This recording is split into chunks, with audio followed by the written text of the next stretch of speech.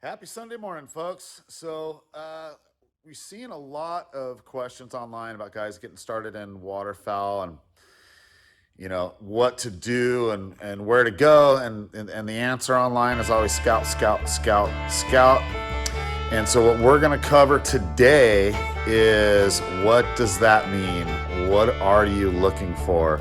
Now, we're not going to give you spots, but what we're going to do is we're going to go through the very basics of scouting, a little bit of bird identification, so that you know what you're looking for when you're out there looking for it. So we're going to run through all the basics here. There's going to be some photos, a little bit of voiceovers. This production isn't going to be top of the line. We just want to get the information out there, so you know what you're looking for, so you can find ducks, and then the next step's going to be shooting them. But today we are going to cover the topic of scouting, what to look for, and how to scout. So enjoy the video. Please comment, share, subscribe, and like, and we'll keep putting these videos out. See you guys soon.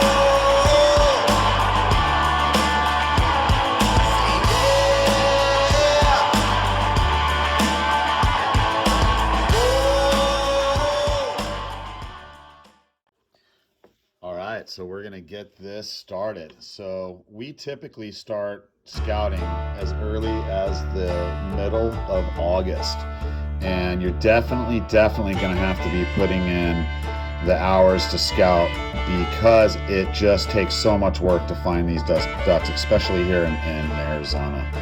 So the reason we start early, before the birds are even arriving, is we want to locate the food sources and where they're going to be, because that's where we're going to narrow down where our first searches are going to be. So we're also going to touch on, what are these ducks eating, what are the geese eating, and this is going to kind of key you in on where to start looking. Also too, it's good to get your equipment out, especially if you're going to be hunting from a boat or a kayak. You want to make sure that everything's in working order. You've got all of your safety gear together, that also giving you that buffer in case you do have some issues if you haven't ran your motor all off season, and getting that thing up to speed, because the last thing you want to do to ruin your hunt is have some equipment that's just not working right. So we first start off looking for food sources in the typical places they want to be. We see stuff that's growing or is going to grow in by the time the season starts, and that's where we really start to focus, and we start mapping out and putting waypoints on our hunting app as to where the food is, because typically that's where the birds are going to come to and stay first. So the first thing you're going to do early before the season is find the food, and you have to keep on it and keep watching these spots to see what birds are coming in, what birds are staying, or how long are they staying, and that's going to give you a good idea of narrowing down where you're going to find your ducks.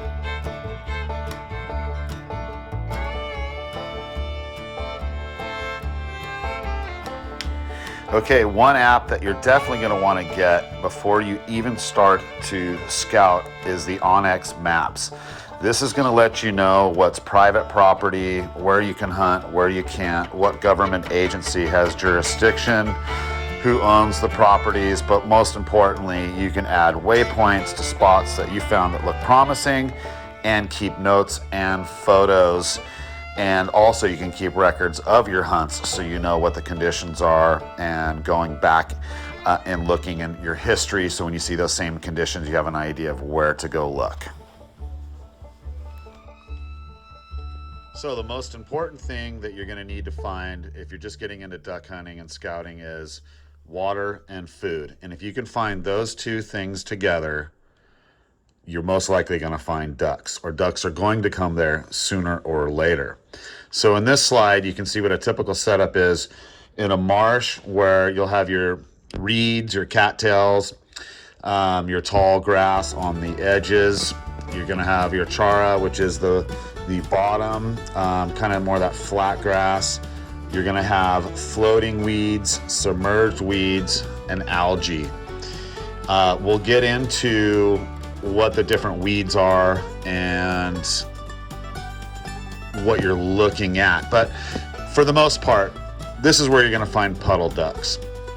We're also going to go into these next slides and show you what puddle ducks are. We're not going to go into every single puddle duck that's here in Arizona, but we're going to give you the most popular ones, and they're the ones that are feeding on the surface. They're sifters. They're going to eat a lot of grass and algae. They're going to skim stuff off the top of the surface. They'll also eat bugs. So puddle ducks are the larger ducks, and that's what you're going to find in these next slides coming up here. And we're also going to show you some more on the grass. All right, here's my good friend Ray holding up a beautiful Drake Gadwall. These are very, very common in Arizona. Taste delicious. Ray is a fellow guide from Alaska. He's a sea duck guide and owns Crazy Ray's Adventures up there in Whittier, Alaska. Here I am with a cinnamon teal. This is going to go on the wall. You're going to find these in western Arizona. They're pretty common. They're kind of hard to nail down where they're at, but once you do, you can get yourself a cinnamon teal. We did send this one off, and that one is going on the wall because he wasn't too mangled.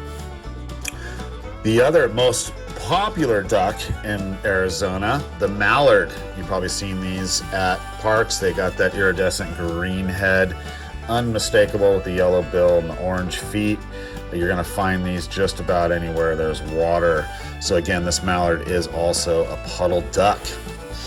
Now the big prize, the pintail. Here is Jamie, one of our clients, with his very first pintail drake. You can see that chocolate brown head, nice white underbelly with the little green tips in the armpits of those wings. You are only allowed to shoot one of these, and you can find out what they are in the air with the big long necks. Here we have our other client, John, with a widgeon. Now these you can identify, very colorful birds. They have a blue bill, a big white mohawk on the top with an iridescent green kind of slash raccoon thing going across by their eyes. We've got a closer picture coming up here for you. These stick out like a sore thumb, and there you go. There is the American widgeon. You're going to find these in grassy areas where a lot of grass is growing up underneath. And here we have your green-winged teal.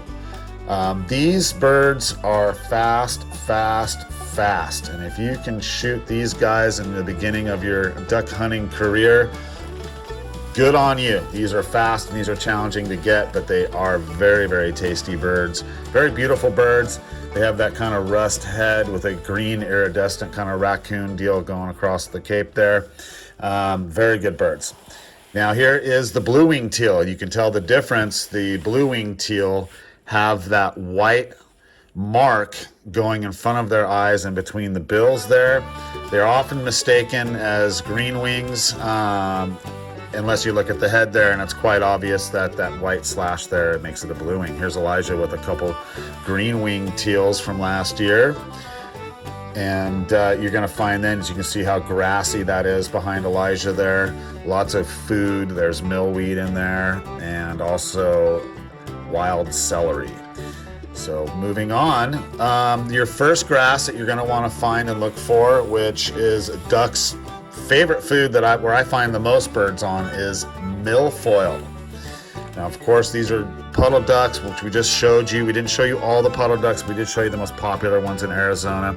But find this milfoil, and you're most definitely going to find ducks on that milfoil at one point. So another grass that we have is coontail.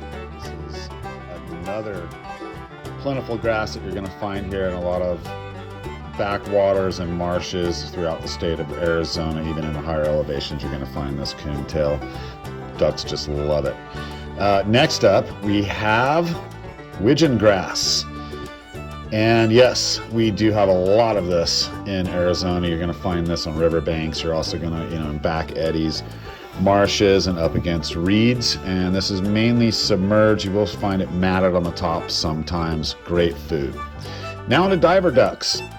Now, we're not going to cover all the diver ducks.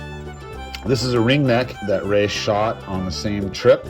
And as you can see, we're along a river now in this photo. And diver ducks feed on crustaceans, fish, bugs, and they dive, just as the name, diver ducks. This is a ringneck. You're going to find that along rivers. Here's Elijah with a bufflehead. Very, very beautiful bird. Very fast moving bird. And here's a good picture that illustrates the feet. They're further back on the body, and that is because the feet are primarily used for swimming and diving, and not so much walking around. So you're going to find that characteristic of most diver ducks. Here's another picture of that head. Very iridescent. That head goes from black to purple to green. Very, very, very beautiful birds. Very fast moving birds, super hard to decoy. But if you get a chance to decoy one of these birds, very beautiful birds. And we highly recommend chasing down some bufflehead. You're mainly going to find these birds on rivers and fast moving water. They do fly in big flocks, and go out and get yourself a bufflehead. Now next, another popular diver duck that's in Arizona is the canvasback. Very beautiful birds. Check the regulations. You're only allowed to shoot a certain amount of these birds as part of your 7-bird limit. Again, you're going to find these in deep water lakes, rivers.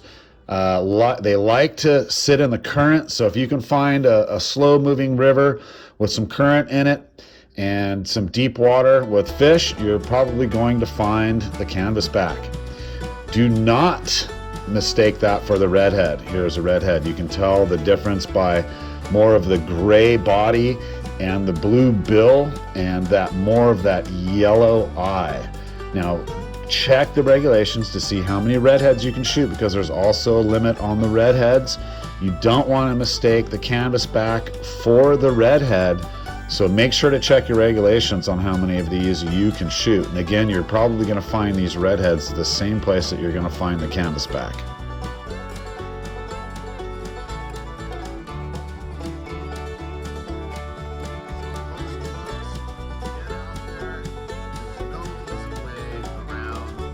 Scouting to find the birds, except putting the miles in. Lots of research.